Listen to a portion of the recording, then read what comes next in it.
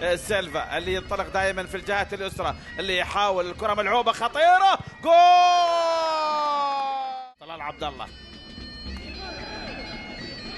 محاولة الآن، مرور جميل، خطيرة، جول التعادل. بكاري كوني يلعب كرة ملعوبة خطيرة، جول. إشهاب الحربي والمحاولة مستمرة، ولذير سيلفا يتقدم، يعكس كرة عالية خطيرة، جول. ناجي عبد الله ناجي، و3-2، وكرة ملعوبة عالية خطيرة، جول.